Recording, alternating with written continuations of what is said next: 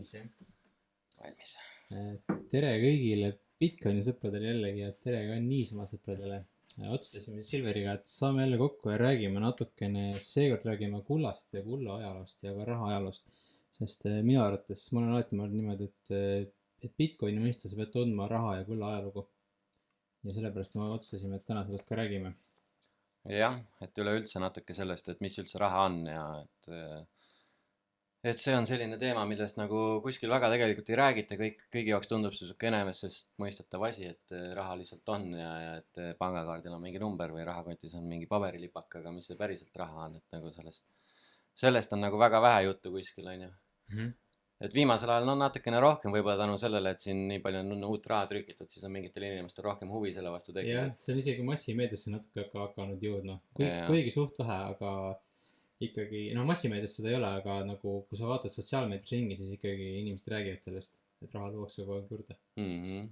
Jah, ja ongi see, kuna inflatsioon on nii kõrge, on ju, tänu sellele, et see rahatrükk on, et siis on nagu inimestel tekkinud küsimusi, et miks meil ikkagi hinnad nii kiiresti kasvavad, aga no massimeedia jutu järgi on ikkagi asi muudest asjades, et küll on Beyoncé kontsert liiga kalliks asjad teinud riigis ja nii edasi, et noh.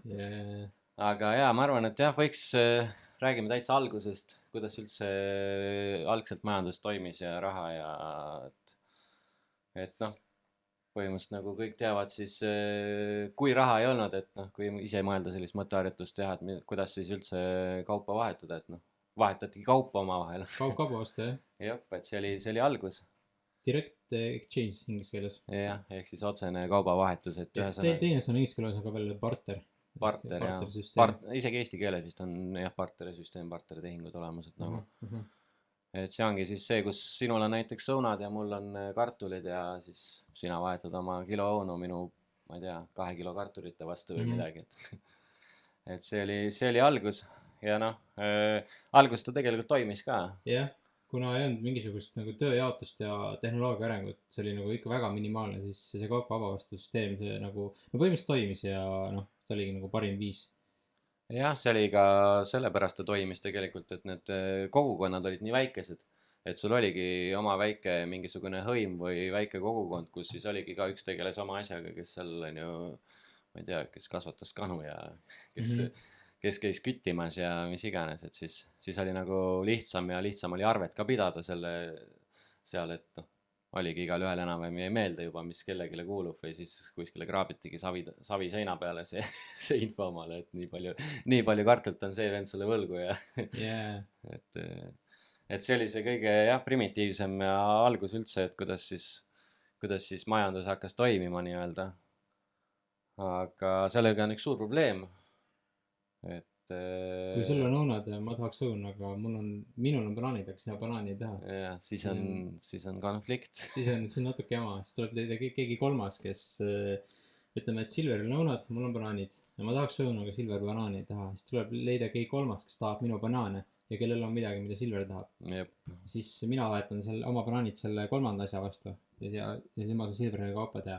Nüüd see kolmas asi, mis iganes see olgu, näiteks apelsinid, see on nüüd siinkohal vahetusmeedium.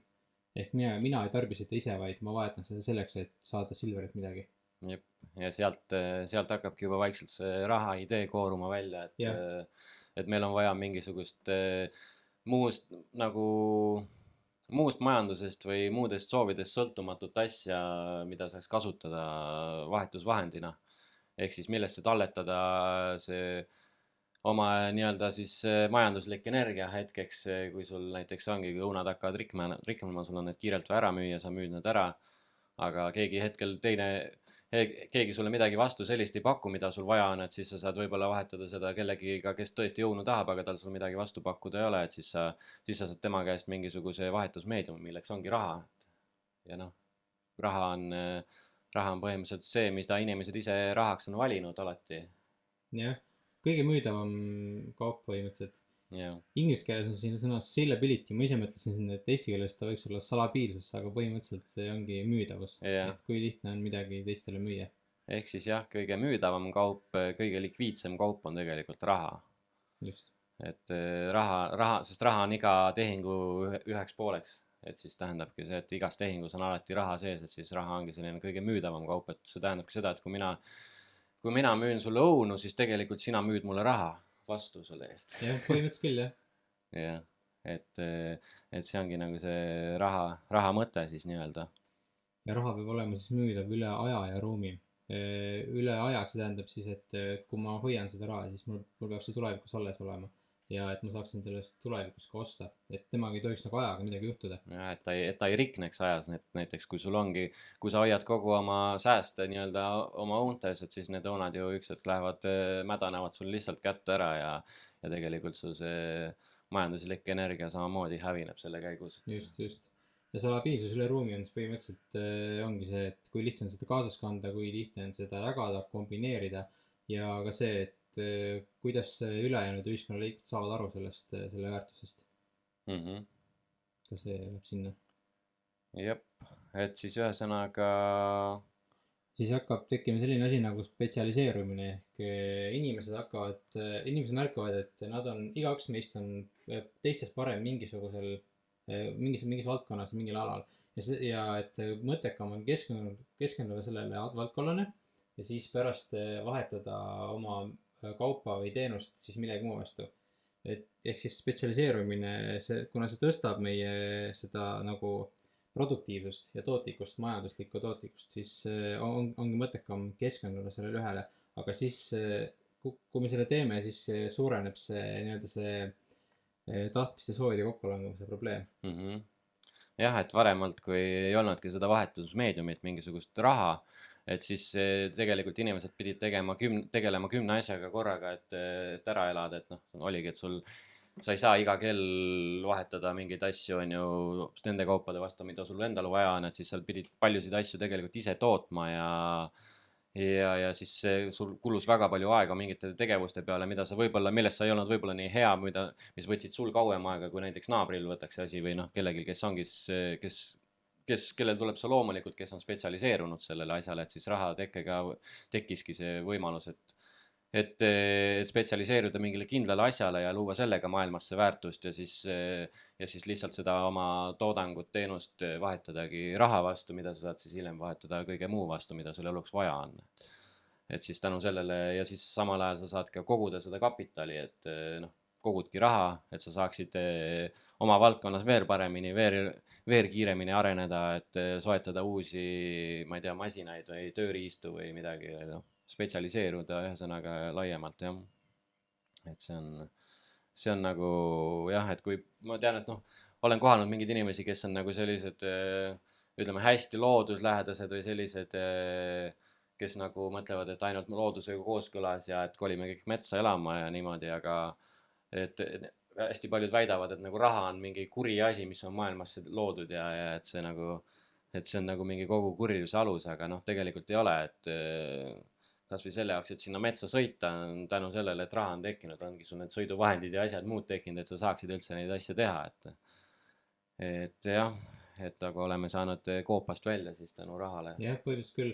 Raha aitab ühiskonnas spetsialiseeruda ja kui me nüüd mõtleme, et kui meil ei oleks spetsialiseerumist, siis kõik, mida iga inimene sooviks, tuleks tal oma kätega valmis teha, ehk siis kogu majandus oleks väga palju ebaproduktiivsem.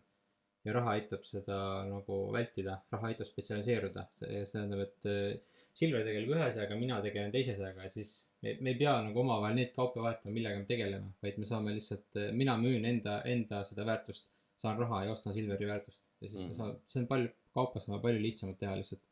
Ja see loob ka selle asja, et palju lihtsam on arveldada tegelikult sul. Jah, just. Et sa saad nagu reaalselt arvet pidada või noh, raha on tavaliselt kergesti jaotatav, on ju. Et noh, ei tea, kus me raha omadustest räägime kohe näiteks, et mis need olla võiksid, et ongi, et üks asi on see, et ta on hästi müüdav üle aja ja ruumi. Teiseks on ju see, et ta on jagatav väiksemateks osadeks ja kolmandaks on siis see, et ta on vahetatav, noh, et need kõik rahaühikud on ühesõnaga teistega võrdsed nii-öelda, et sa saad neid omavahel vahetada ja siis saadki arvet pidada sellega lihtsamalt. Primitiivsetel rahadel muidugi neid ei olnud. Primitiivsed rahad on, või noh, neid ei saaks võib-olla rahaks veel nimetada, aga nad on vahetusmeediumid. Eks näiteks meri, karbid, mingid kivid, sool oli kunagi ka, noh, väga algeline raha. linnusuled, kariloomad, kõik mis iganes inimesed tundusid, et neil on nagu mingisugune väärtus kasvi iluasjana. jah, et ja noh, nendele tegelikult andis kõige rohkem väärtust seda, et üks asi, mis ma raha juures unustasin nüüd mainida, üks omadus on see, et teda oleks raske toota, et see on väga tähtis raha juures. Ja just sellepärast olidki näiteks merikarbid ja Japi saarel olid kivid, suured need lubeakivid nii-öelda, olid sellepärast just rahana kasutusel, sest neid oli hästi raske hankida nendel inimestel, kes neid rahana kasutasid. Et merikarbid olidki, seal olid erinevad, noh, hästi valitigi välja sellised mingid hästi ilusa värviga ja sisaldusega nii-öelda kivid, mida siis ja merikarbid, mida kasutati, sest neid oli võimalikult raske hankida lihtsalt. Need ongi need esimesed primitiivsemad rahad, mis jah, põhimõtteliselt oligi, mida raske hankida, aga kõik ülejäänud. Need hakkasidki väga algselt rahafunktsiooni nagu kasutama. Ja noh, sool oli muidugi selles suhtes hea, et teda ei olnud igal pool maailmas, seda ei leidu, on ju, nii lihtsasti, et siis oligi seda kuskilt kaugelt toodi, see oli ikkagi omaette töö, et see kohale tuua ja samas soola puhul oli see hea omadus, et soola sai väga hästi jaotada väiksemateks osadeks. Ja säilis ka. Ja säilis hästi, et teda, noh, selles suhtes oligi sool hea nagu rahana, et jah, ta säilis, teda oli lihtne jagada, kaaluda, väga raske on kaasas ka tassida, oleneb midagi, sa muidugi osta tahtsid kuskilt 100 kilomeetrit eemalt näiteks. Maja ostel keeruline, aga väiksemat tehingut sai teha küll. Ja siia väike fun fact ka, et ingliskeelne sõna salary on tänapäeval, mis on palk. See tuleb ladinakeelsest sõnast sal, mis tähendaski soola tegelikult, et sealt, et väike seos on rahaga ikkagi soolal olemas. Ja siis veel huvitav mõte, noh, kui me praegu rääkisime juba justkui rahast, aga ma ise olen mõelnud niimoodi, et raha tekkis alles siis, kui tehti esimesed nende ühtse kaalu ja kulasisaldusega mündid. Ja see juhtus Lüüdia kuningriigis umbes 400 aastat enne Kristust. See on praegune Türgi läänekallas vist, kui me ei eksi. Võib-olla. Jah, peaks olema. Ehk siis enne seda oli küll, ütleme, et kuld oli juba levinud, aga noh, kas seda rahaks sai nimetada? No võib-olla sai, võib-olla mitte, aga siis, kui esimesed mündid vermiti, mis olid ühtse suuruse kaaluga ja kullasisaldusega, siis see oli kindlasti raha juba. Jah, et seda võib siis lugeda päris raha tekke algusajaks. Jah, põhimõtteliselt küll, jah. Ja kõik need nii-öelda primitiivsed rahad, neid ikkagi sai natukene nagu juurde toota, kaevandada, ehk nende kogus ikkagi ringluses kasvas, aga kuld oli see kuld oli kõige raskem toota ja siis see kulla kogus ringluses kasvas kõige vähem ja kuna kuld säilib ka põhimõtteliselt kuni lõpmatuseni, teda on väga raske hävitada, siis kuld hakkas juba väga ammusel ajal mitmed aastad tagasi hakkas nagu esile kerkima, et kuld on number 1 raha. Ja noh, kuld oli ilus ka. Jah, just. Aga nendel jah, siit edasi sul on siia kirja pandud Easy Money Trap. Easy Money Trap, kiire rahalõks. Ja, ehk siis ma saan aru, et sa mõtled seda vist selle all, et miks need merikarbid ja kivid ja muu selline ei toiminud üks hetk. Jah, need ikkagi sai juurde luua. Jah, et leiutati, kuna tehnoloogia arenes, siis nende hankimine muutus järjest lihtsamaks. Et nende samade merikarbid, merikarpidest ja ma ei tea, kas need oli ka kasutati Aafrikas ka, tegelikult seal olid need klaashelmed ka. Klaaskuulid just. Jah, et neid kutsutakse agri-beads ja hiljem kutsuti orjahelmest, eks, et need olid algselt ja Aafrikas oli neid raske toota, neid kasutati rahana, neid tehti siuksed käevõrud või kaelavõrud, mida siis kasutati kauplemisel ja need oli raske toota, aga seal tulebki see lihtsa raha lõks mängu, et kui nüüd eurooplased tulid Aafrikasse, nad nägid, et aafriklased kasutavad sihukest asja rahana ja nemad teadsid, et Euroopas on klaasi tegemine väga arenenud ja hakkasid Euroopast lihtsalt massiliselt sisse tooma neid helmeid ja põhimõtteliselt nad ostsid kõik Aafrika ressursid üles nende helmestega, mis nad Euroopas üliodavalt tootsid ja lõpuks sealt ka tuli see nimi orjahelmed, sest lõpuks hakati Aafrikast orjasid ostma nende eest juba, et oligi ja lõpuks oligi see viis selleni, et neid ei saanud enam rahana kasutada, sest neid oli liiga lihtne toota. Aafriklastele jäid need klaaskuulid ja eurooplastele jäid koobad lihtsalt. Ja kõik, mida Aafrikast leida võis tollel ajal, et eurooplased vedasid massiliselt laevadega välja ja siis sealt ka üks hetk siis saadi aru, et vist väga hästi need klaashelmed enam ei sobi rahaks, et kuna neid ongi liiga lihtne toota ja see pakkumine paisutati üle täielikult, et raha kaotas igasuguse väärtuse. Ja noh, sama juhtus Japisaarel nende raikividega, et kui O'Keefe läks sinna laevadega, hakkas neid, et ta vist oli laevahuku, elas üle ja sattus sinna saarele ja nägi, et need vennad kasutavad siukseid kive rahana ja siis tal oli juba teada, kuidas moodsamaid laevu ehitada ja siis hakkas neid kõrvalt saartelt tooma massiliselt sisse ja siis tekitas sama probleemi, et raha lihtsalt kaotas oma väärtuse sellepärast, et liiga palju toodi seda sisse. Jah, et see on siis easy money trap põhimõtteliselt. Jah, kõik rahad, välja arvatud Bitcoin ikkagi rohkem või vähem langevad sinna lõksu, kaasa arvatud kuld. Kuld on Bitcoini järel teine, mis suudab sellest eemal hoida, aga ka tema ei ole täiesti eemal sellest.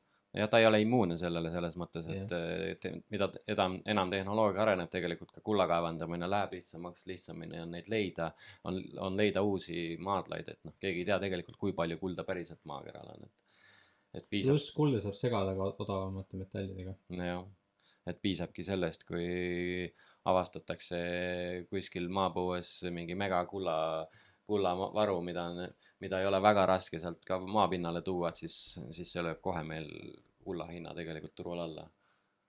Ja siis on need, kes oma väärtust säilitavad kullas, siis nende jaoks on see suur probleem tegelikult. Jah, see odavamate metallidega segamine, see toimis, noh, see on toimunud enamus maailmas ikkagi rohkem või vähem, näiteks Vana-Kreekas ja Vana-Roomas. Riik segas odavamaid metalle kulla sisse, et rahastada oma sotsiaalprojekti ja sõdasid. Ja tegelikult mina arvan ja minu raamatus on sellest ka juttu ja internetis leidub ka selle kohta infot, et mõlemad riigid langesidki põhimõtteliselt selle tõttu, et nad hakkasid esiteks segama neid odavaid metalle kulla sisse ja teiseks Roomas oli selline asi nagu coin clipping ehk siis müntidelt lõigati ääred ära põhimõtteliselt. Noh, kogu aeg lõigati inimeste münte lõigati väiksemaks. Lõigati väiksemaks ja siis sellest ära lõigatud sellest materjalist tehti uued mündid lihtsalt.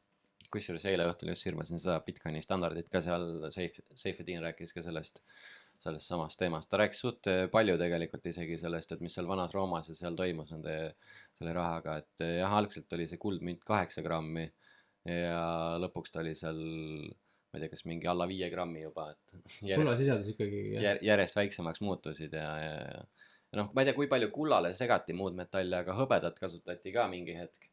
Hakati kullaga koos kasutama müntides ja hõbedasse segati hästi palju vaske, sest et noh, vanad Rooma mündid, mida mõningaid isegi Eestist leitud on, et nad algselt olid hõbedast, aga siis sinna hakati järjest vaske juurde segama kogu aeg, sest vaske oli lihtsam hankida ja nii sai siis riik rikastada ennast nii-öelda inimeste arvelt, nende inimeste arvelt, kes seda raha kasutasid, et lihtsalt oligi kogu aeg segati hõbedasse vaske või muud metalli juurde, tsinki ja siis lõpuks see põhimõtteliselt vasesisaldus oli seal alla 1% juba.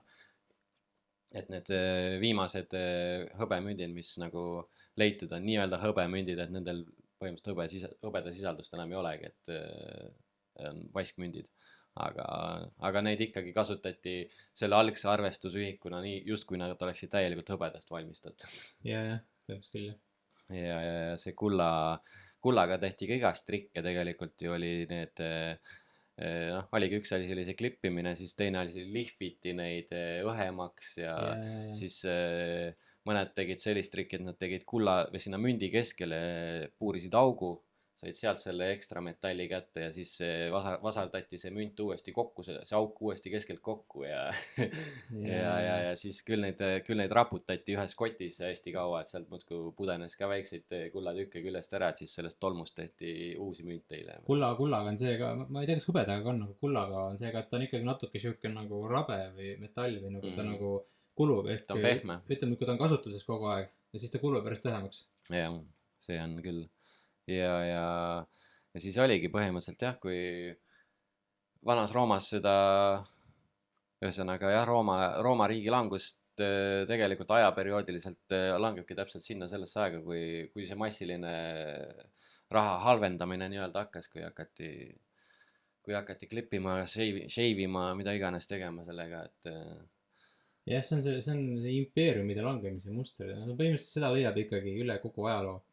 ja põhimõtteliselt noh, me oleme Silveriga rääkinud ka, et minu arust saab öelda nagu, et kogu ajalugu on raha väärtuse vähendamise ajalugu.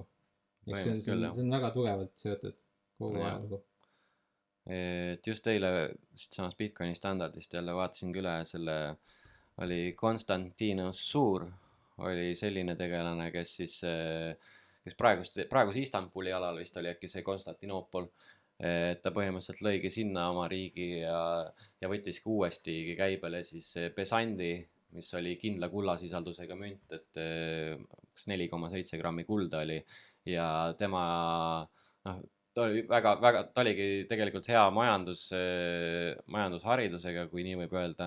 Ja ta nägigi, et probleem seisnebki selles, et raha lahjendatakse kogu aeg, et siis ta nagu lõigi sellise ühtse standardi nii-öelda, mida ei vähendatud ja tegelikult tema riik siis säilis, ma ei tea, kas üle mingi 500 aasta pidas vastu, sellepärast et seal oligi see sama kindel raha. Kuni vist mingi 13. sajandi. Ei, ta päris nii kaua ei olnud, ta oli 11. sajandi keskpaigani kuskile, jah. Kuni tuli võimule Nero, keiser Nero, kes läks jälle seda libedat teed pidi, et hakkas lahjendama neid münte ja sealt ka riigi allakäik jälle algas. Yeah.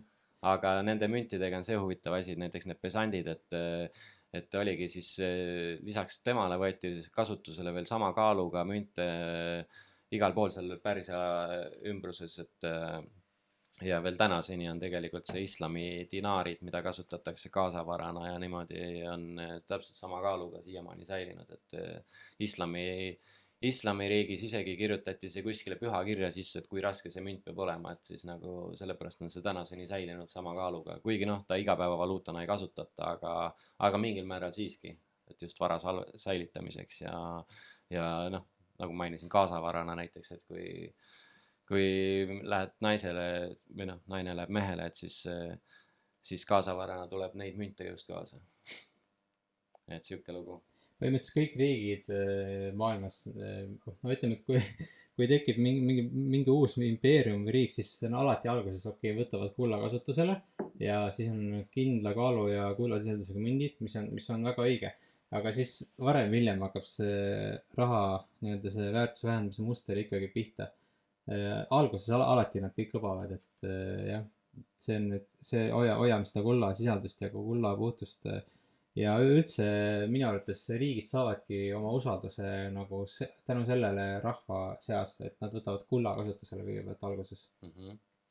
No praegu käib jutt sellele, et BRICS-i riigid tahavad teha kulla standardil põhinevat valuutat. Siis see Aasia ja Brasiilia vist on ju? Seal on jah mingisugune Hiina, Venemaa, Brasiilia on suurimad, mis seal on, pluss veel mingid Aafrika riike ja noh, ma ei tea, kas äkki isegi ligi 40 riiki on seal, kes on nagu öelnud, et nad ühinevad sellega, aga kaua see kestab? Jah, see kestab veel ilmselt mingisugune sajandi kõige rohkem, see on nagu maksimum. No ajalugu näidendast niimoodi. Juba väga paljud tegelikult ka välja toonud selle probleemi, et kus seda kulda hoiustatakse, mis seda valuutat tagab ja kes seda auditeerib, kes kontrollib see, et see kuld ka päriselt olemas on. See on parem lahendus kui see, mis praegu on. Praegu on see dollaripõhine lahendus. Ehk siis kui nüüd teha kullapõhine lahendus, jah, see on parem, aga mitte keegi ei garanteeri või mitte kuidagi ei saa garanteerida seda, et nad varem hiljem sellest kullast jälle ei eemaldu. Ja siis oleme täpselt samas kohas maailma, kus me praegu oleme. No jah, et see on siukene paberil tundub asi hea ja õige, aga jah, kuivõrd palju sellest kullastandardist päriselt kinni peetakse, et ajalugu näitab, et seda ei tehta. Pigem mitte jah, et jah, ma ei tea, kas me räägime sellest mis on hard money. Jah, räägime. Et noh, ongi siuksed väljendid on nagu hard money või sound money näiteks. Tugev raha. Jah, ehk siis ongi tugev, püsikindel, ma ei tea, kõva raha on isegi läbi käinud kuskilt, et see tähendabki seda, et see ongi raha, mille kogust ei saa lihtsasti paisutada nii-öelda. Sama teema, millest me just rääkisime, et miks need igasugused merekarbid ja muud asjad on ju, kõik on raha. Jah, seda saab enam-vähem ikkagi juurde toota, no enam-vähem lihtsalt. Yeah. Ja kuni Bitcoini tulekuni oli see kõik suhteline, ehk siis noh, kust hakkab tugev raha. Mõni ütleb, et hõbe on juba tugev raha. No mina väga ei ütleks, no kuld oli kindlasti enne Bitcoini kõige tugevam raha, aga ta ei olnud ikkagi nagu, ta ei olnud ideaalne, ta ei suutnud sellest kiire raha lõksust ikkagi täielikult eemal olla. Põhimõtteliselt Bitcoin on praegu ainuke raha, mis on 100% väljas sellest ringist. jah, inflatsiooniringis siis jah, nii-öelda, et põhimõtteliselt küll. sealt ka tegelikult on see ingliskeelne väljend sound money pärit, et sest et kuldmünt tegi kindlat heli, kui teda kukutada maha näiteks kivi peale. Yeah. Et siis sellega nii-öelda testiti tihti kuldmünte vanal ajal, et kas on ikka õige kuldmünt, et sa kukutasid selle kuskile kivi peale ja siis ta tegi kindlat heli ja siis sa selle kuulmise järgi ütlesid ära, kas on õige münt või ei ole. Ja siis sealt tuli see nimi ka sound money tegelikult. Aga jah, et jah, täna ega ei olegi jah, Bitcoin ja kullal on siuke püsiv inflatsioon on ju.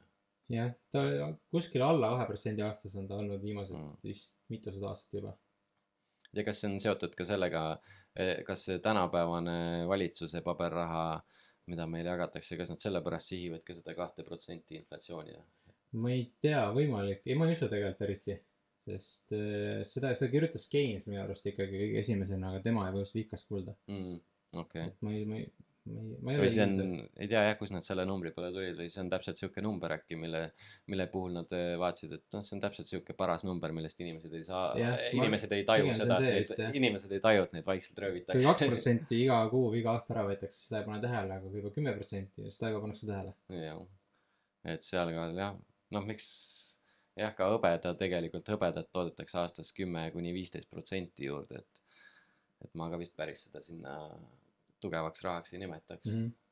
Kullaga on see, et kulla inflatsioon ta on praegu umbes 1,7% vist, ta on olnud alla 2% üldjuhul ja ta on seal püsib paigal sellepärast, et kuna kaevandatud kogus, kulla kaevandamine tegelikult suureneb natukene kogu aeg, aga kuna kaevandatud kogus suureneb, siis see 2% püsib enam-vähem seal ühe koha peal. jah.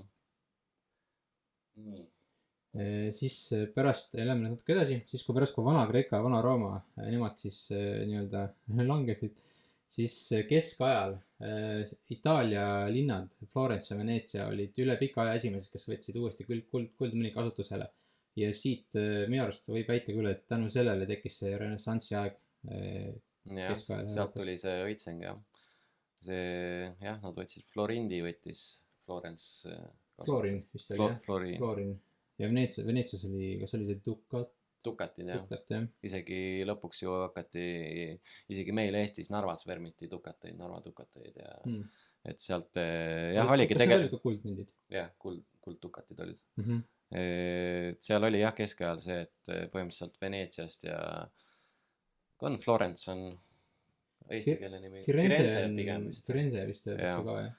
Et jah, seal tegelikult nad võtsid kuldmündid kasutusele ja jah, õitseng hakkas pihta sealt ja siis nägid ka teised Euroopa riigid, Suurbritannia ja et hakkasid ka kõik teised kulda kasutusele võtma ja siis põhimõtteliselt sealt vist. Jah, sealt see levis mõneks ajaks. Ja siis seda vist peetaksegi jah, üheks suurimaks õitsenguks siin hilises ajaloos siis nii-öelda maal. Üks suurim kindlasti jah. Aga siis lähme siit veel natuke edasi, paarsada aastat, siis klassikaline kullastandard. Põhimõtteliselt tegelikult juba 19. sajandi alguses oli enamus maailma ikkagi kullastandardil, aga klassikaline kullastandard loetakse 1871 kuni 1914 ja 1871 siis oli, ma ei mäleta, kas see oli Saksamaa sõdis Prantsusmaaga ja pärast seda, kui Saksamaa läks hõbedast standardilt kullastandardile, oli vist niimoodi. Võis olla. Jah, ja siis seda loetakse klassikaliseks kullastandardiks. Põhimõtteliselt kuni Bitcoinini oli see nagu, kus ma ütlen, rahanduse ajaloogu kõige kõrgem tipp. Ehk siis klassikaline kullastandard oli see, kus oli kindel kogus kulda tagas, kindla koguse mingit valuutat või kas nad kasutasid reaalselt kuldmünte ka ju igapäevaarvelduses ikkagi olid seal? Järjest vähem ikkagi. No esimest maailmasõja alguseks ikkagi oli väga minimaalselt päris kuldmüntidega arveldamist minu meelest.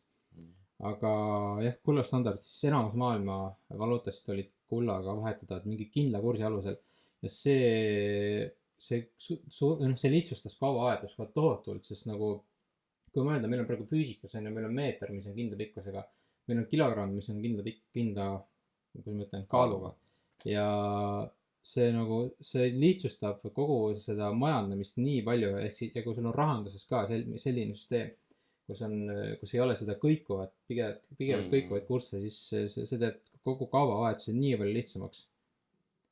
jah, sul on kogu aeg see kindel mõõtühik olemas, millega sa tead, et ja kulla puhul ongi see, et see kullasisaldus on ju, või noh, ikkagi paigas ja see kaal, tavaliselt need mündid olid ka mingi kindla kaaluga, neid oli lihtne tuvastada ja nendega oli lihtne kaubelda tegelikult üleüldse. jah, siis kui esimese maailmasõja algusega see kullastandard nii-öelda maha jäeti, siis põhimõtteliselt võib öelda, et see oli arengus samm tagasi, ehk siis kogu maailma rahandussüsteem liikus jälle ühe sammu võrra tagasi nii-öelda selle kaubavahetuse süsteemi poole. Ehk siis kuna esiteks on kõik valuutakursid kõikuvad ja meil ei ole mingisugust kindlat seda mõõtühikut või alust, mille alusel me saame näiteks Eestis näiteks saame teiste riikidega kaupa teha, sest see kõik kogu aeg kõigub.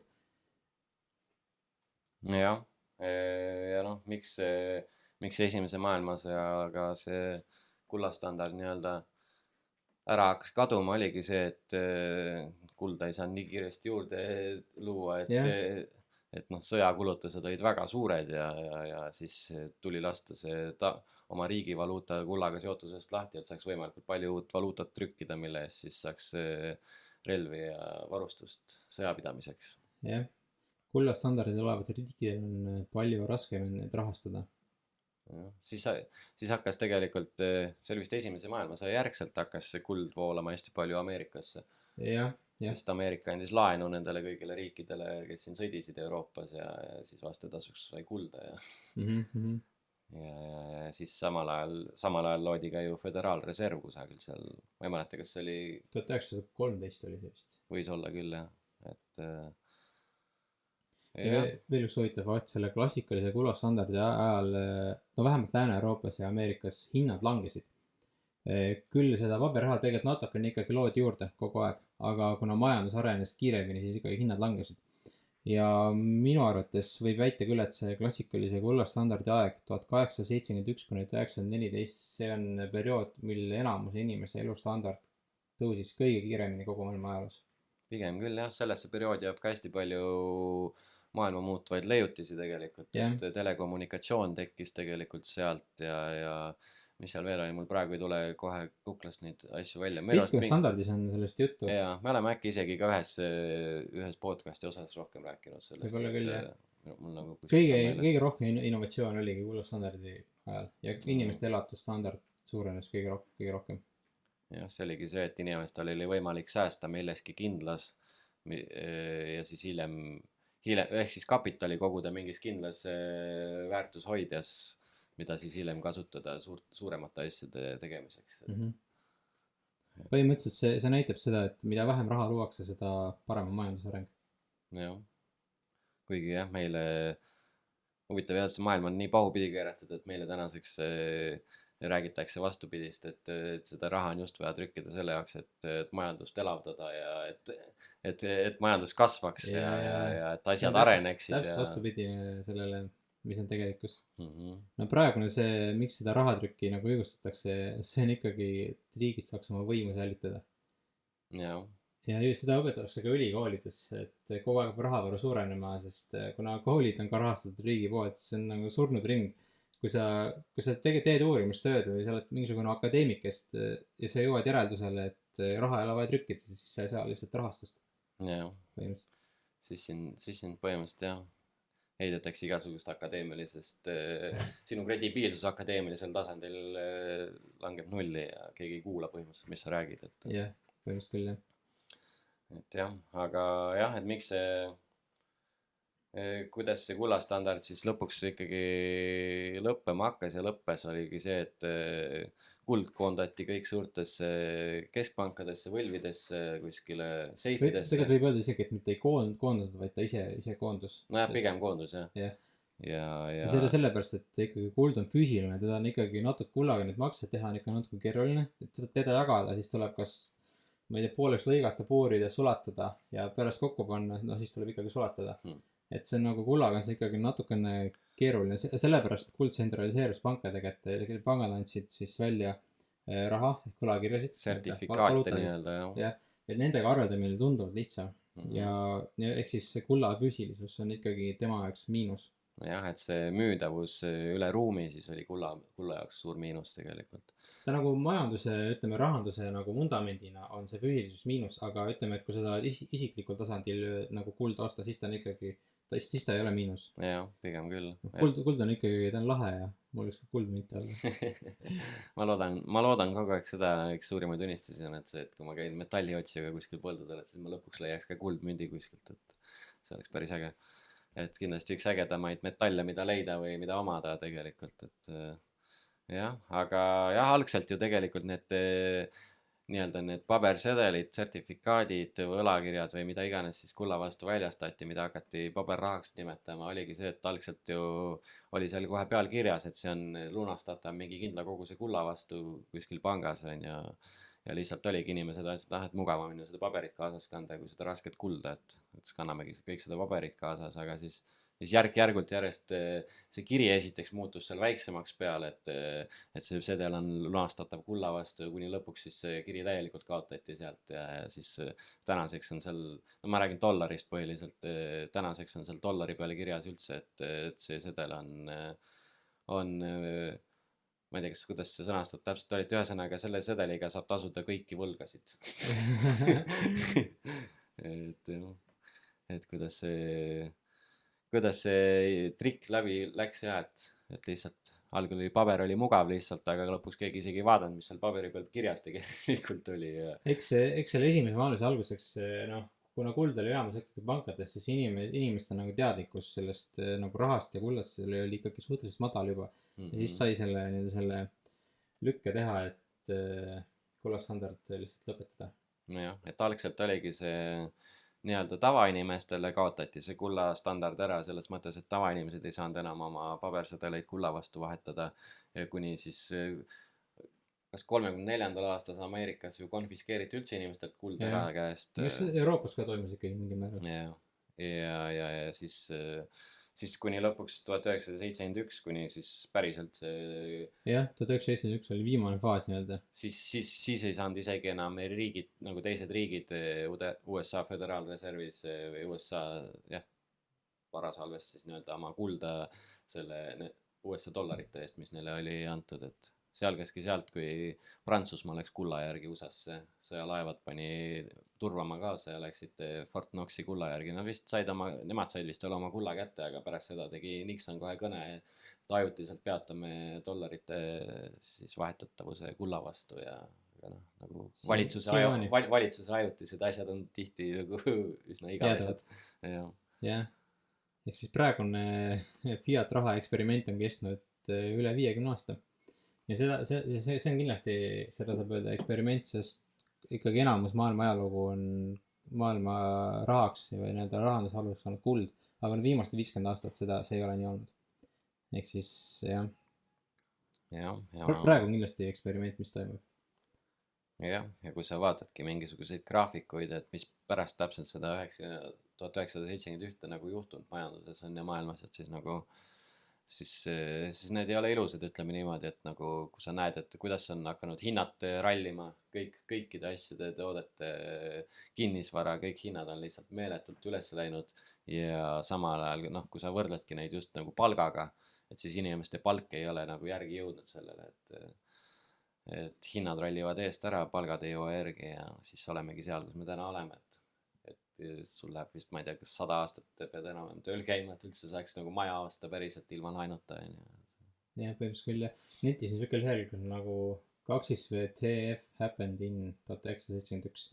Ja seal on suht palju graafikuid, mis näitavad, et kuidas alates 71. aastast, kui kullastandard nii-öelda lõplikult viljati, kuidas on jah, kõik nagu selles hinnad on üles läinud, igasugune sotsiaalne ebavõrdsus on suurenenud, riigivõim on suurenenud, isikuvabadused on vähenenud ja kõik see värk, mida me praegu nagu näeme lihtsalt igapäevaselt, see sai alguse 1971. Jah. Et jah. Aga läheme siit edasi. Läheme. Kulla sarnasus Bitcoiniga. Kõigepealt, nagu me juba alguses rääkisime, nagu sina rääkisid, et kuld või raha peab olema jagatav, kombineeritav. Kuld on Bitcoiniga võrreldes tunduvalt keerulisemini jagatav ja kombineeritav .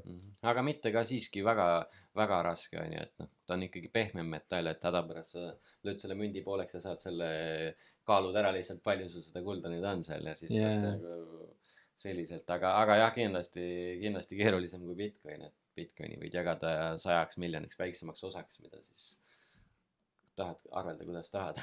jah , sa võid saata 10 minutiga teise maailma otsa ka , et see ei ole nagu kullaga on no, seda pole raskem teha . keegi ütles vist , et kullaga , et ühte kuldkangi ütleme , et kui sa saadad mingisugune mitu korda juba ütleme Euroopast Ameerikasse , et või edasi-tagasi , siis ma ei mäleta , mis see kordaarv oli , aga et kas 10 või mingisugune 20 korraga on see hind , see transpordi hind juba rohkem kui selle kullakangi enda hind . jah , et sul on see Michael Saylor on suht palju ka seda maininud podcastides just alguses , kui ta MicroStrategy Bitcoini standardile viis üldse ja siis ta esimestes nendes podcastides intervjuudes hästi palju rääkiski sellest , et nagu , et no, kullast ja ka tavavaluutast , et kui sa tahad näiteks , ma ei tea , saata 10 miljonit väärtust , tahad kullas kuskile teise poole maakera saata , et siis kui palju sul tegelikult kulub erinevateks asjadeks , et kas siis seda kulda turvata , pluss maksud igasugused erinevad ja kõik see on ju ja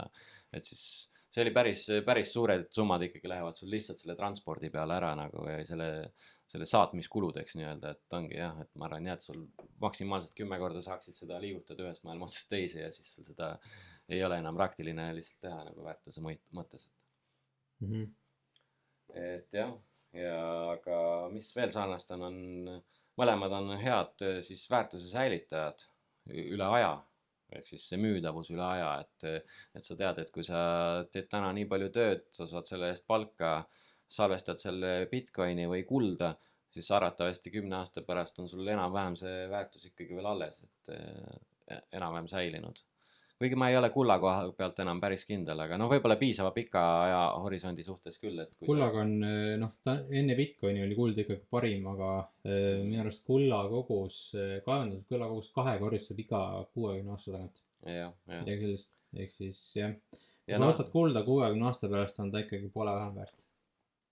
aga see oli enamuse ajast parim , mis võimalik . noh , selles mõttes on ta jah ikkagi väärtuse salvestajana nagu on püsinud , et ma ei mäleta , mis see kogus kulda oli , kas untsi kulla eest sai korraliku ülikonna midagi sellist , et see on nagu juba isegi peaaegu sealt kuskile , kui minna päris sinna Vana-Kreeka aega tagasi , et siis nagu umbes selle ajaga võrreldes jah , mingi võrdlus oli ka , ma olen näinud seda , et kui palju jah , untsi kulla eest saab riideid ja mis seal veel oli , aga ühesõnaga see on püsinud enam-vähem sama . see on püsinud enam-vähem sama hea , et tänapäeval sa saad samamoodi selle untsi kulla eest saad ikkagi ülikonna omale kätte . et selles mõttes ta on ikkagi väärtuse säilitajana üle aja olnud noh , siiamaani tõesti parim , et aga jah , nüüd meil on Bitcoin , mis võiks olla veel parem tegelikult . jah , no ikkagi Bitcoin on täiesti next level ikkagi . et kui sul on ikkagi asi , millel on nagu täiesti lõplik see pakkumise kogus nii-öelda , palju sul seda kokku saab olema , siis no siis ta on ikkagi just matemaatiliselt lõpmatu kordi parem nii-öelda . et ta on Bitcoin on nagu nii-öelda mingi konstant selles jah , ta on nagu meeter on füüsikas põhimõtteliselt . jah , et ja noh , hetkel muidugi Bitcoini inflatsioon on suht sama , mis kullal . jah , ta vist ongi mõlemad on umbes 1,7% aastas . aga järgmine aasta see muutub Bitcoini puhul , siis on see on talvel vist on ju . kusagil aprilli peaks äkki isegi jääma see kevade paika kuskile . ma ei tea , siin on vahepeal see kaevandamisvõimsust on nii palju juurde tulnud , et mingi periood ikkagi kaevandati plokke natuke kiiremini kui 10 minutit ennem , kui siis jälle see raskusastet kohandati , et siis tänu sellele see natuke on nihkunud ettepoole , et kuskil aprilli , ma võiks arvata äkki aprilli esimene keskpaik kuskil seal , et siis ühesõnaga Bitcoini inflatsioon läheb poole väiksemaks , jääb sinna siis juba alla 1%. seda tuleb siis kindlasti tähistada . jah , et kellel võimalus , siis näiteks El Salvadoris tuleb suur halving party et juba üle maailma korraldatakse ja suht palju siukseid üritusi , pidusid , et tähistada seda event'i nii-öelda , noh kuigi keegi ei saa küll täpset kuupäeva määrata , aga noh . no mida aeg sinna ja lähemale jõuab , seda täpsemini seda saab määrata . seda täpsemini . täpsus plokkide nagu , kuidas ma ütlen , plokkide mõttes on ta ikkagi täpselt see plokk . jah , 210 000 plokki iga . on iga koolitus . jah . ja mitmes plokk see on siis ? mingisugune miljon. 840 000 äkki. Jah, Võib-olla. praegu on mingi 700 000 plokki, siis on vist 840 000 jah. Lähiajal peaks sama 800 000 täis, jah, praegu on 797 000 plokki. 797 000 on praegu jah, kuskil jah, kui me mõtleme, et ongi, et see on 4. selle kaevandustasu pooldumine, siis see tähendabki jah, et 840 000 plokki on see piir. Siis hakkavad kaevandajad poole vähem Bitcoini saama iga 10 minuti tagant. Ja siis sealt ka see inflatsioon läheb alla. Ja selleks ajaks siis tähendab seda, et siis on kaevandustasu on 3,25 oli 25, praegu on 6, ei 3,125 Bitcoini on iga 10 minuti tagant, siis huvitav on veel see, et täpselt sellel hetkel, kui see ploki preemia pooldub, siis on jäänud täpselt 3,125% Bitcoinidest kaevandada. Okay. Et see on nagu lahe on niimoodi ka arvet pidada. Et kui ploki preemia oli 50 ja läks 25 peale, siis oli 25% Bitcoinidest jäänud kaevandada. Okay, et see on nagu hästi huvitavalt jah. Kuskilt hiljuti lugesin seda ja kontrollisin järgi ja on ka nii. Okay. Väga huvitav.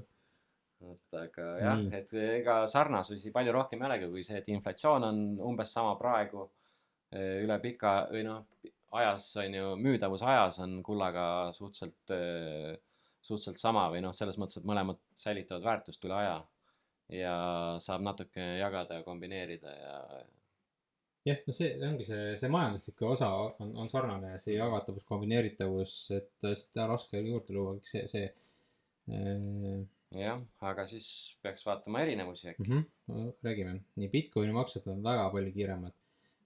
No kui ma maksan siin Silverile praegu kullas, okei, see on kiirem, sest ta on mu kõrval, aga kui Silver on teises maailma otsas, siis kullaga maksta, no ma ei tea, kaua selleks läheb ja kui keeruline see saab olema, ei tea.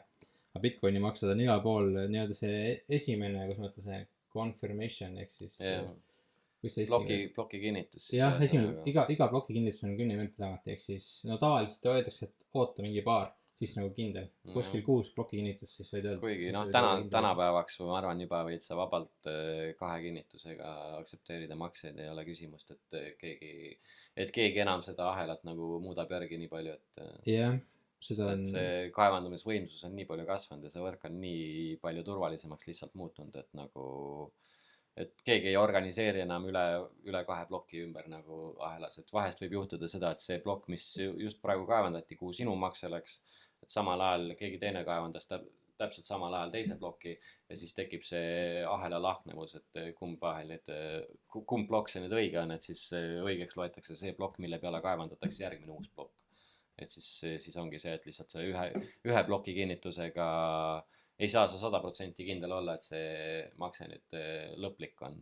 Et siis nagu tänapäeval vähemalt 2, kuigi endiselt öeldakse ikkagi, et 6 plokki on see kõige kindlam, on ju. Aga isegi 2, no 3-ga on juba tänapäeval, ma arvan küll see, et sa võid nagu üsna kindel selles asjas olla. Kõik sõltub sellest, et kui suur see makse suurus on, mida tehakse, et kui sa seal ikkagi mingi miljoni eest omale maja aastad, et siis sa pigem ootad vähemalt see 6 plokki ära, et see ei ole raske oodata tund aega, et kindel olla, et see makse on kohal ja kõik on õige, on ju. Kui sa oma sõbrale maksad, siis ilmselt ei ole seda ühtegi vaadata. Jah, täpselt, et aga noh, oma sõbraga ja üleüldse mingite väikeste maksete kasutamisel pigem juba siis, ma ei tea, võtad Lightning Networki ja maksad Lightning Walletiga, mis on ka hetkeline ja kohe see makse üle ja ei maksa ka tasusid väga peaaegu 0 ülekandetasu on. Et selles mõttes jah, on nagu Bitcoini maksed ikka väga palju kiiremad kui kullamaksed. Väga palju kiiremad ja lihtsamad. Siit see sõna jälle salapiilsus ehk müüdavus Bitcoinil on väga palju lihtsam. Jah, et see kulla puhul ongi just see füüsilisus see, mis seda pidurdab. Et jah, nagu sa mainisid, et siin samas, kui me praegu äri teeme, siis võtad selle kuldmündi, ma võtan vastu, liiga lihtne. Käib kiirelt asi, aga jah, kui ma isegi tahan kellelgi teisest Eesti otsast midagi osta kulla eest, et siis ma pean juba mõtlema selle transpordi peale ja kaua see aega võtab, et see sinna kohale jõuab ja kuidas see sinna turvaliselt kohale toimetada ja kõik see tuleb mängu. et selle koha pealt juba kuld jääb natukene Bitcoinile alla, jah. Nüüd järgmine kulla ja Bitcoini erinevus. No põhimõtteliselt Just erinevus. see juba see just oli. Just sellest rääkisimegi, jah. Okei. Kuld on füüsiline väike, saab viis üle ruumi. Väga hea. Ja noh, erinevuseks ma ei tea, võib siin veel tegelikult tuua seda ka, et Bitcoin on digitaalne, et ehk siis sa saad seda nii-öelda internetikeskkonnas igale poole sisse ehitada Bitcoini makseid näiteks. Jah, Et kullamakseid sa nii lihtsalt kuskile ei saa teha, et noh, seda on sa ei keeruline. hakka e-poes midagi müüma ja kulda võtma tasuks, et kuidas sa selle lahendad nagu, et küsimus on selles, et Bitcoin on juba oma loomupäraselt digitaalne, seda on väga lihtne e-kaubanduses igal pool internetimaailmas digitaalselt kasutada, et see on nagu, see on ka väga suur erinevus neil ja räägib pigem Bitcoini kasuks nagu. Et Bitcoini eelistest kohe räägime veel, aga mis kulla eelised on? Väga pikk ajalugu ning üldtunnustatud kogu maailma poolt ja see on ilmselt kulla see kõige tugevam argument ka kulla poolt, sest tal on lihtsalt nii pikk ajalugu ja seda on nii palju kasutatud igal pool. Jah, et see on tõestatud ajalugu siis nii-öelda,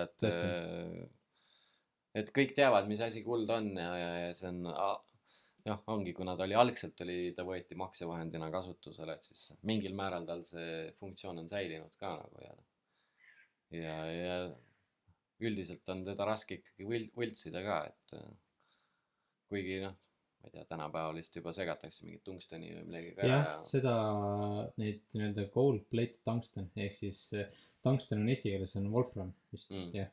Ja põhimõtteliselt ongi, sa saad kuskilt sealt hiinlaste eBay on see, kas on see Alibaba või? Põhimõtteliselt sa saad sealt tellida juba, ütledki gold-plated tungsten ja saadki tellida nii-öelda fake kulda. Tal on see tihedus on suht sama vist, mis kullal ja siis see tähendab ka kaal on enam-vähem sama. Jah, nii et nii palju kui mina olen aru saanud, seda nii-öelda võltskulda ringleb ilmselt ikkagi palju rohkem kui enamus inimesi arvavad. Kuna jah, seda nagu verifitseerida, ma guugeldasin mingi päev, et lihtsalt guugeldasin eesti keeles kulla verifitseerimine. Ehk kui ma olen tavainimene, kuidas ma saaksin kulda verifitseerida. Ja esimesel leheküljel ei tulnud vastuseks põhimõtteliselt mitte midagi. Nii et tavainimesele on see juba nagu liiga keeruline. See on nii ja naa vist jah, seal on, ma ei tea, kulla puhul nii täpselt ma ei tea, aga ma tean, et näiteks hõbeda puhul isegi müüakse mingit kitte, kus sul ongi mingisugune kemikaal, et sa natukene lihvid sealt näiteks hõbemündilt seda tolmu maha, et mitte seda münti kahjustada ja siis sa paned mingisuguse kemikaali, paned sinna peale ja siis ta muudab värvi ja siis kui ta läheb kindlat värvi, siis see tähendab, et see on õige hõbe näiteks. Ma arvan, et midagi sellist on äkki kulla kohta ka, aga see on ikkagi selline natukene spetsiifiline protsess ja neid vahendeid tegelikult väga palju ei ole saada isegi Eestis mitte, et kuskilt netist pead tellima selle komplekti omale ja siis sa ei saa kõike või täitsa 100% kindel olla, et see asi õige on, et sa kõik õigesti tegid ja et see värvitoon, mis värvi see vedelik läks, et see on nüüd päris see, mis see tähendabki, et kui puhas see kuld on, et kui sa tahad seda päris puhtust teada saada, siis sa pead ikka kuskile laborisse selle kulla viima noh, kellelegi, ma ei tea, kullassepa juurde, kellel siis on see labor või asi, kus nad siis testivad seda päriselt, on ju. Et jah, väga keeruline on nagu seda õigsust testida. Ja need on olemas ka spektromeetrid, aga jällegi Eestis ma ei tea, kas neid on, need maksavad päris palju, millega saab teoreetiliselt vaadata metalli sisse, aga meie arust seal oli ka niimoodi, et see näitab ainult mingi teatud sügavuseni. Jällegi, ma ei ole kindel, kui keegi teab, siis palun kommenteerige YouTube'is. Kui kellelgi on mingeid häid linke nendele vahenditele, millega saab testida kulda hõbedat, siis ma oleks isegi natuke huvitatud puhtalt juba sellepärast, et kui ma maa seest vahepeal mõne näiteks hõbemündi leian, et siis tekib huvi, et testida, et kas on ikka päris hõbe või mis asi ta on, et oleks nagu huvitav endalgi kas või teada. Aga jah, ja noh ongi näiteks kulla puhul, kui mul on see ilus kuldmünt, on ju, sain selle kuskilt, siis nüüd seda, et ma tahaksin seda verifitseerida, et seda testida, siis see tähendab seda, et noh, ma ei tea, kui see mingi spektromeeter olemas on või asi on, et sellega arvatavasti ma ei pea füüsiliselt seda münti kahjustama, aga muidu on see, et ma peaksin, kui ma seda kemikaaliga tahan teha, siis ma pean seda münti füüsiliselt natuke kahjustama, ehk siis see ilu kaob ära et mingi seda siuke seriaal nagu või mis see on see Pandikunnid, kus nad pandimajas ostavad igast tavaari kokku seal inimestelt, siis ühes osas viidi sinna ka ja üks tegelane tahtis terve hunniku hõbedat, tal oli hõbedakange ja münte ja kõike seda müüa sinna, siis seal oli ka kohe tuli mega allahindlus selle hõbeda hinnale, sellepärast et ongi, et kõik need hõbedakangid ja kõik need on vaja ära testida, et see päris ehtne hõbe on, et põhimõtteliselt see pandikunnide boss seal siis ka, et nagu, et põhimõtteliselt hõbedad nad testivadki selliselt, et neil on see suur hõbedakang, et nad lihtsalt puurivad trelliga sinna augu sisse ja siis võtavad selle materjali, et nad põhimõtteliselt näha, et sinna sisse ei ole midagi muud pandud peale hõbeda.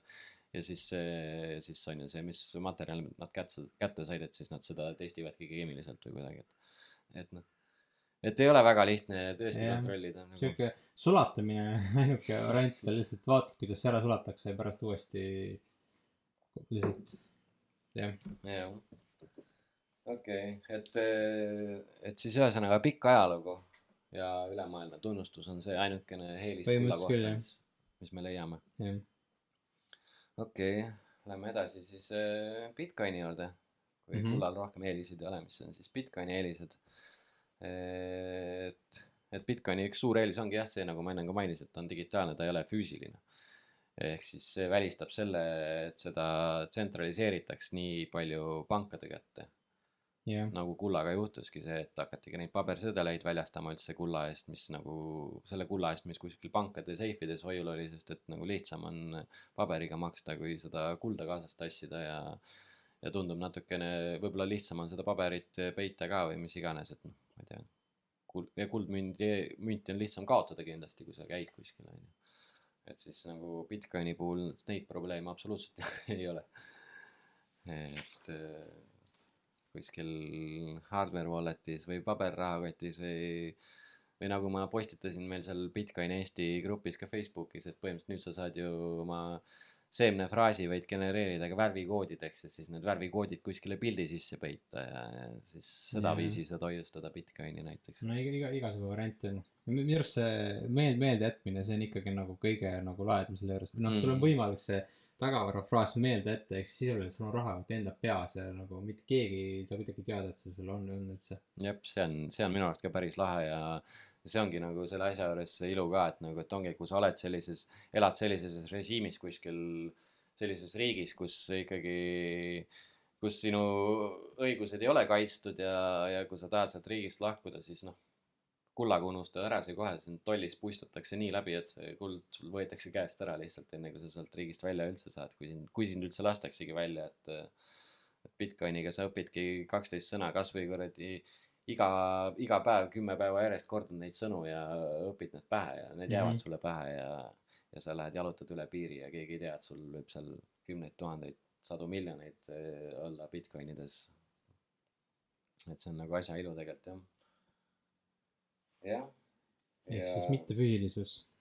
Jah, see on kindlasti väga suur eelis ja see eelis on ka ikkagi minu arust, et tal on see väga kindel kivisse raiutud rahanduspoliitika, et ongi, et sul on see 21 miljonit Bitcoin, mis olema saab ja millest üle ei minda, et seda on ka tõestatud tänu sellele, et ongi igasuguseid vendi on, kes on üritanud Bitcoini koodi muuta või tuua mingit muudatust sisse ja isegi see sama kes meil seal Bitcoin Eesti Facebooki grupis on, siis seal läks ka sõnavahetuseks mul ühe tegelasega, kes seal Bitcoin Cashi hullult shillis nii-öelda või väitis, et Bitcoin Cash on justkui parem, aga nagu minu arust just seesama ploki suuruse sõda nii-öelda see tõestas selle ära, et nagu Bitcoin on nii muutumatu, et see rahanduspoliitika seal taga on ka tegelikult nii muutumatu, et keegi ei saa muuta Bitcoini, et see algsed need väärtused, see 21 miljonit ja ploki suurused ja need asjad on nagu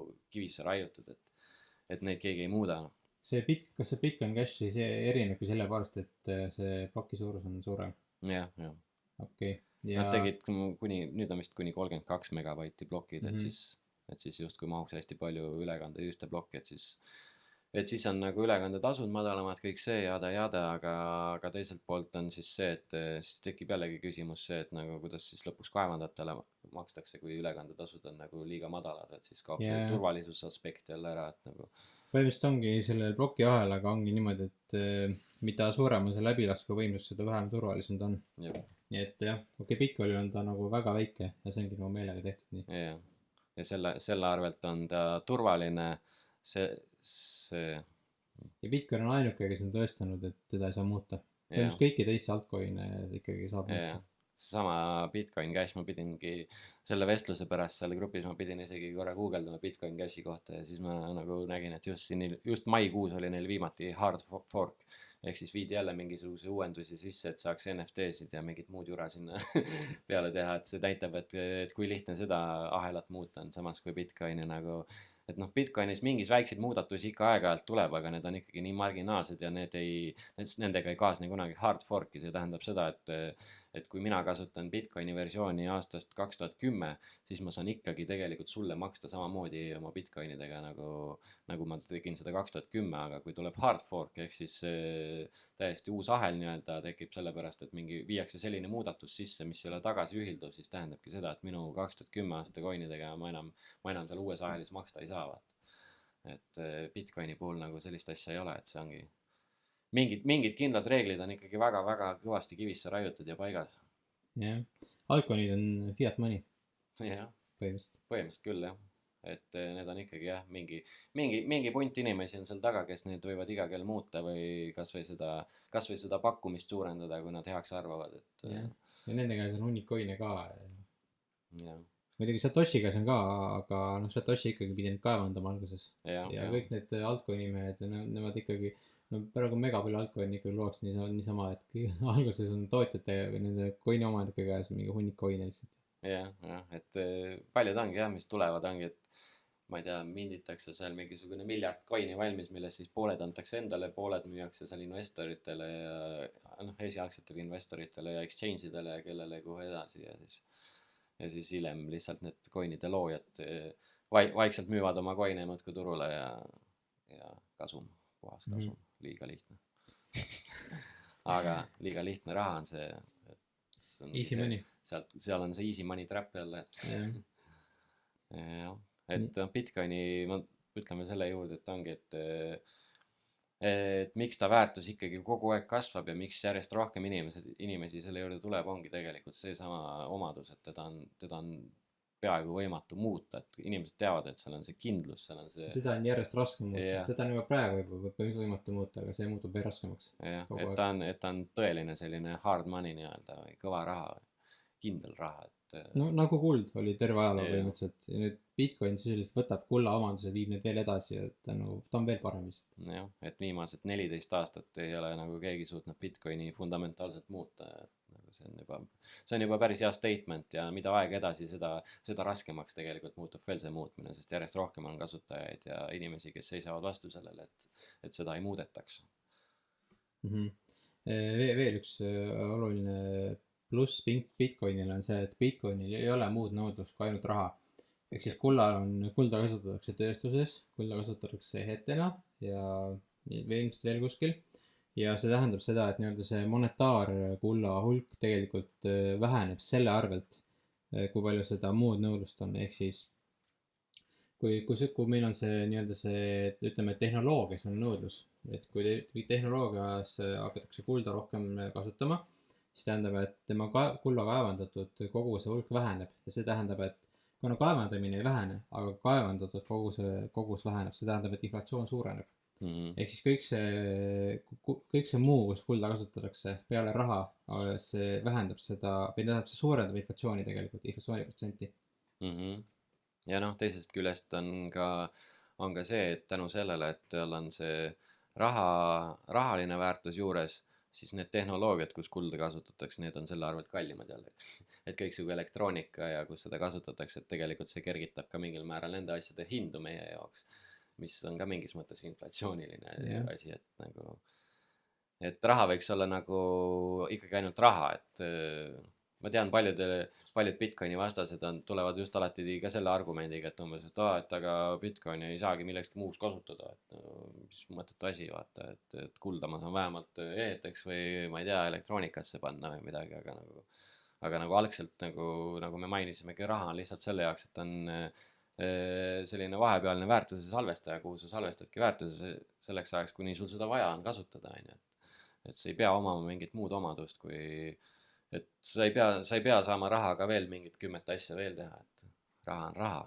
Raha ongi see vahetusvahend ja raha võiks olla lihtsalt kindla kogusega, kindla pakkumisega ja lihtsasti verifitseeritav, lihtsasti jagatav ja kõik need asjad nagu me mainisime. Vot. aga lähme siit natuke edasi, meil on mõned punktid jäänud veel. Nii kuld kui Bitcoin on säästmise vahendid, mis avavad ukse investeerimisele ning kapitali akumulatsioonile ehk arengule. me oleme vist mingis osas rääginud ka sellest.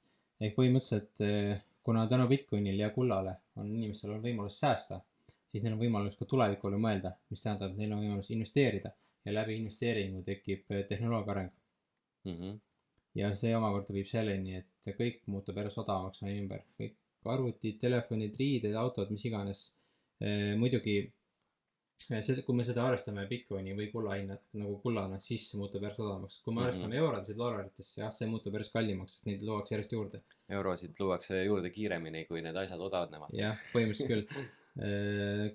Aga kui sa paned, praegu ütleme, et kui sa paned kõik hinnad Bitcoini viimase 10 aasta jooksul, siis sa näed, et kõik muutub odavamaks. Muidugi siin on osaliselt on ka see põhjustatud sellest, et kuna Bitcoin on ikkagi tegelikult väga uus, siis tema hind nii-öelda tavavaluutas kasvab väga kiiresti.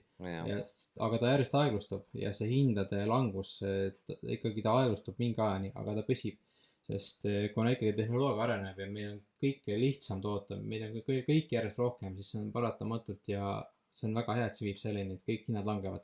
Ja Bitcoinis on seda praegu näha, kui sa paned ükskõik mis hinnad Bitcoini, siis sa näed, et paari kuu jooksul jah, need kõikumised võivad olla igasugused, aga kui sul on ajaperspektiiv on mingisugune rohkem kui 3 aastat, siis ikkagi kõik hinnad langevad.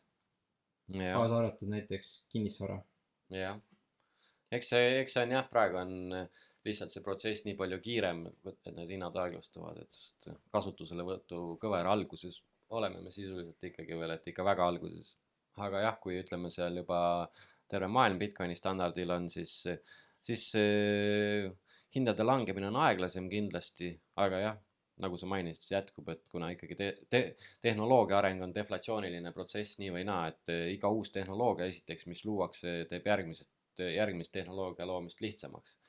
Ehk siis ja kiiremaks ja ongi iga uue tehnoloogia leiutatakse uusi mooduseid, kuidas mingeid asju lihtsamini, odavamalt, kiiremini teha, et siis loogiline oleks tõesti see, et nagu meil hinnad tegelikult langeksid kogu aeg, kui tehnoloogia areneb, aga jah, tänases maailmas on ikka kõik täiesti tagurpidi keeratud. Praegu on jah, rahatrükk lihtsalt üritab sellele vastu töötada.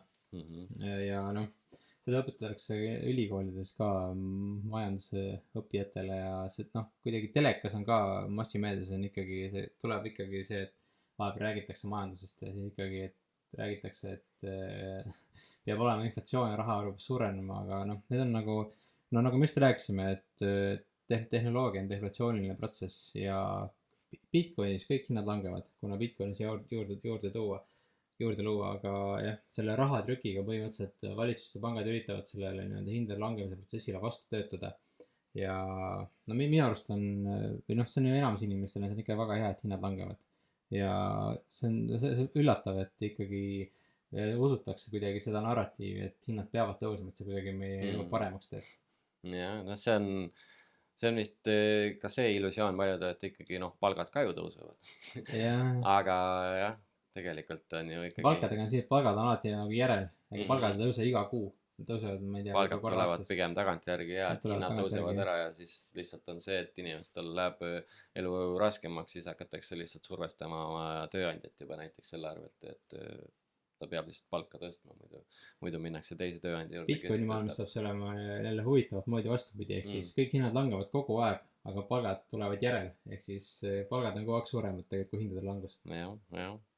Aga jah, see on siuke täiesti uus paradigma nii-öelda, et täiesti uus mõtteviis tekib inimestel, ma arvan, et selles maailmas, kuidas jah, kui sul hinnad ja palgad tegelikult ka lõpuks langevad kõik ainult, et see on huvitav, minu arust kogu see investeerimismaailm nii-öelda, praegu ma just käisin mingi Apollos eile ja siis seal on suht palju igasugu investeerimisraamatud, ikkagi päris palju, et kuidas olla tark investor ja kõik see jutt, aga põhimõtteliselt Bitcoiniga sa võid need raamatud kõik ära unustada ja sa ei peagi mitte midagi tegema lihtsalt ja sa oledki automaatselt investeeritud.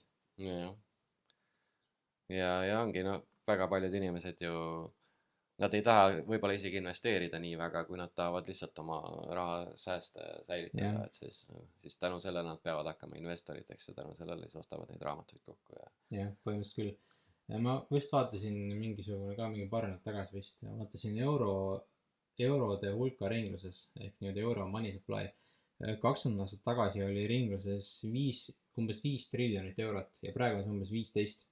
ehk siis 20 aastaga on eurode arv ringluses kolmekordistunud ja see tähendab, et see on kasv iga aasta umbes 5,5%.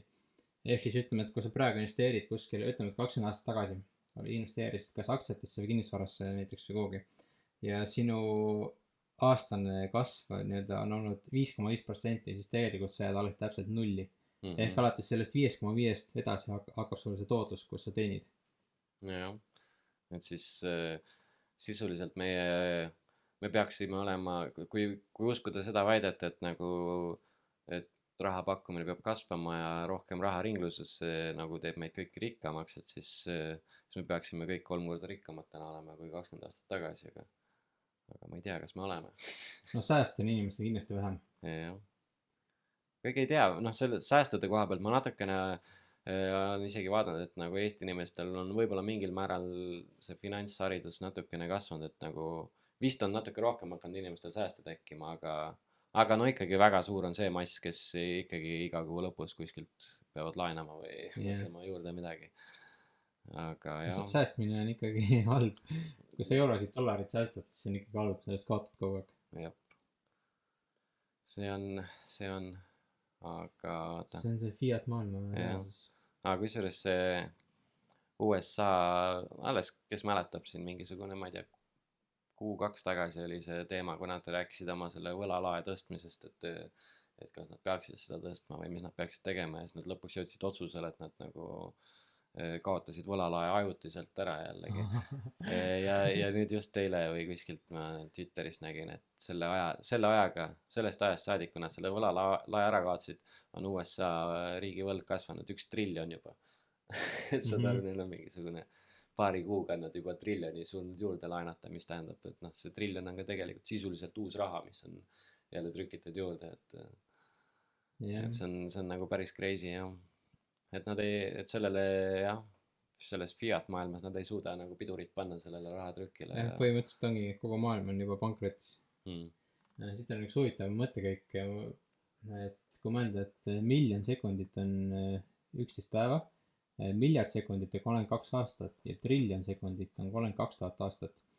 Nüüd ütleme, maailma riigivõlg on erinevatel andmetel umbes 400 triljonit dollarit.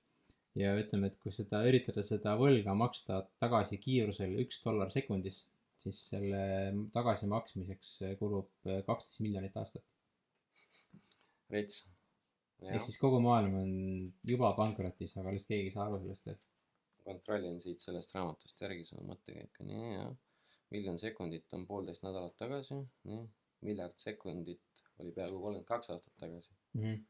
Triljon sekundit tagasi oli Manhattan kaetud paksu jääkihiga. Et jah, meil on raske hoomata neid numbreid tegelikult, aga triljon on ikkagi tegelikult väga-väga suur number. Väga palju, jah. Et kui 2008 finantskriis oli, siis ju käis kogu trall tegelikult kuskil triljoni ümber.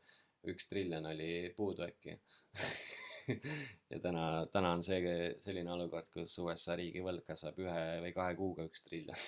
Ja keegi isegi ei kobise kuskil mitte midagi. Et jah, need numbrid lähevad järjest suuremaks ja eks see inflatsiooninumbrid hakkavad ka järjest suuremaks minema. Ma arvan, et see praegune inflatsioon, mis me näeme, see ei ole väga midagi veel. Need on paljud sellised, paljud siis selle makromajandusega makromajandusest hästi aru saavad inimesed, keda ma jälgin Twitteris, nagu näiteks Lynn Alden või Lawrence Lepard, et nad on ka nagu öelnud, et seal ongi Greg Foss näiteks, et see, kuidas sellest võlast, riigivõlast nii-öelda välja peaks riigid saama, tähendabki seda, et seal on nagu väga raske on sellest välja saada, et üks moodus ongi see, et nad lihtsalt lasevad inflatsiooni lahti, kuni inflatsioon võib tõusta seal kuni 100%-ni sul aastas. Ja siis läbi selle... 100 on isegi väga vähe veel. Ja läbi selle nad siis maksavad tegelikult selle riigivõla tagasi lihtsalt. ehk siis teevad rahva vaeseks selle arvelt, et siis seda süsteemi hoida. jah, täpselt. Et see on, ajaloos on selliseid juhuseid olnud küll, et kus ongi noh, neil ongi põhimõtteliselt kaks varianti, kas nad hakkavad vähem kulutama ja tõstavad makse või nad lasevad printeril huugata ja lasevad inflatsioonilakke, mille läbi nad maksavad selle võla tagasi, aga noh, maksude tõstmisel on ka piir ees mingi koha juures ja mis see teine oli? Makse tõsta või siis oma kulutusi vähendada, aga noh, Seda nad riigid väga ei väga tee. kulutusi ei vähenda, et nagu Jah. kui sa vaatad isegi, mis meil siin toimub, mingeid uusi ministeeriume tekib juurde, just jäi silma mingisugune kliimaministeerium on meil näiteks Ja tekkinud, et huvitav, kes meil nüüd nagu Eesti riigi kliimaministeerium hakkab meil hakkavad manageerima kliimat seal. maailma kliimat hakkab manageerima. Ja, et noh, et nagu ma ei tea, selliseid väga palju jaburaid ameteid on minu arust riigisüsteemis üleüldse ja neid aina luuakse juurde, et pigem, et riigi mõjuvõim saab väheneda ainult põhimõtteliselt kodusõja või revolutsiooni või mingi siukse protsessi läbi. ega ise nad seda kunagi ei tee. jah, ise nad pigem ikkagi toksivad seda kick the can down the road või kuidas see ingliskeelne väljend on, et niikaua kui nemad võimul on, nad toksivad seda plekkpurki edasi kaugemale ja kaugemale ja kuni nad võimult on ära läinud ja oma riigi pensioni ja asjad ära kindlustanud ja kõik, et siis on see kellegi teise mure juba edaspidi. Järgmiste. jah, täpselt. Vot, aga jaa, see on mingi, ma arvan, me oleme selle Rääkisime oma teemad läbi. enam-vähem küll, mulle tundub jah. Et mõtlen, kes tahab nagu põhjalikuma nendest teemadest teada, siis tegelikult nendest kõigist 3 raamatust leiab selle kohta. Siit võib-olla kõige põhjalikumalt, William on ka suht palju kirjutanud sellest, on ju. Ja Gigi on ka mingi väikse kokkuvõtte teinud rahajaloost asjadest.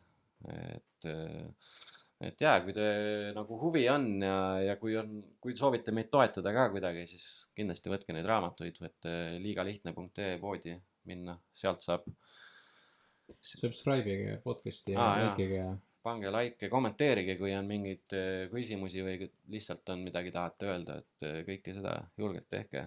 Facebookis on meie grupp Bitcoin Eesti. Jep, see on siuke musta värvi pildiga, meil vist hiljuti avastasime, et mingi muu grupp on veel sama nimega äkki või sarnase nimega või midagi, aga jah, et ühesõnaga tulge Facebooki gruppi, sinna jagame igasugu asju ja võtke raamatuid, keegi tahab meid sponsoreerida, siis palun väga. Kätt ette ei pane. Ja võib rääkima kutsuda ka. Käisime just hiljuti rääkimas, väga lahe oli ja kui kellelgi on huvi mingil üritusel kutsuda rääkima Bitcoinist, siis võib vabalt kirjutada meile. Ja julgelt kirjutage. Et jah, meil oli ja päris lahe üritus oli, kus käisime rääkimas ja tagasiside on siiamaani väga-väga positiivne olnud, et nagu ja noh, seal oli ikkagi näha, et nagu nii paljud inimesed tegelikult ei teagi, mis selles rahanduses ja maailmas toimub päriselt, et siis nagu üritame nagu natuke rohkem seda avada. Aga meil tuli kusjuures üks kuulaja küsimus ka, küsiti maksude kohta, et me ei ole väga kuskil üheski osas rääkinud maksudest, et jah, eraisikuna pead maksma maksma, aga edasi sealt mina ei ole väga hea. Ma ütlen ka, ma ei ole ka väga siuke maksuekspert, et kui tõesti keegi maksudest hästi teab siis ja tahab rääkima tulla, siis ka andke teada, et võime rääkida lähemalt ja põhjalikumalt sellest, aga noh, põhiline on see, et kui eraisikuna Bitcoini ostad, siis ja selle väärtus tõuseb siis ja müüd, siis maksad makse. Senikaua kui ei müü Bitcoini, ei maksa midagi. Hodlid on liiga lihtne elu, müüd, siis saad oma odava euro tagasi, mille maksad makse ka veel. Aga teine variant, mida kaaluda, kui ikkagi summad on suuremad, siis pigem teha ettevõtte alt seda, et ettevõtte alt lihtsalt on maksustamine natuke lihtsam, saad makse edasi lükata ja ei pea iga tehingut maksustama, et noh, eraisikuna sisuliselt sinu jaoks tähendabki see, et sa peaksid iga ostuhinna omale ära kuskile kirja panema ja kui sa müüd, siis sa pead arvestama kokku selle ostu-müügihinna vahe ja siis selle pealt tegelikult peab tulumaksu maksma ja deklareerima selle siis tuludeklaratsioonis ja nii edasi, kõik see jutt. Et meil on jah see täielikult maksustatud, et ma tean, et näiteks Saksamaal on selline olukord, kus kui sa vist hoiad 2 aastat hoiad Bitcoini, siis sa enam makse selle pealt ei pea maksma. ja Portugal on ka päris soodne maksude suhtes, seal ka minu arust ei maksustata üleüldse krüptot, nüüd nad vist isegi midagi kaalusid seal, et hakata maksustama, aga ma ei tea, kas see on vastu võetud ja et need igas riigis on need seadused ka erinevad. Ja naljakas ongi see, et me peame maksma maksu Bitcoini pealt, mis on tegelikult ametlik valuuta vähemalt ühes riigis maailmas, et ühegi teise ametliku valuuta pealt sa ei pea tegelikult makse maksma. et siin nad ei taha veel ikka uskuda, et see valuuta on. Jah, kui sa tahad raha säästa, siis sa pead makse maksma. Jep. No kui sa ei taha seda, siis pead lihtsalt ettevõtte tegema. Jah, või kui sa ei taha säästa, või kui sa tahad raha säästa, aga sa ei taha makse maksta, ja siis sa ei saa säästa kõige tugevamas rahas, siis sa pead säästma euros, siis sa maksad maksu inflatsiooni näol. Põhimõtteliselt küll. Et no riik leiab need moodused maksud sult ära korjata niikuinii, aga jah, teine variant ongi see, et lihtsalt osta ja ära kunagi müügi Bitcoini, mis on tegelikult siiamaani kõige targem tegevuviis üldse olnud. Ja äkki ükskord jõuame sinna hyper-bitcoinizationisse või kuidas seda kutsutakse. Jah, hyper-bitcoinisatsioon. Jah, et kui kogu maailm läheb Bitcoini standardile üle, et siis meil neid küsimusi enam ei ole. Jah, siis võib-olla ei ole enam riiki, kes makse nõuab. Jep. Kuule, aga lahe. Tõmbame otsad kokku siis. Tõmbame otsad kokku tänaseks. Näeme järgmine kord. Jah, tänud kuulamast, vaatamast ja pange like, subscribe ja olge muhedad. Tšau. Tšau.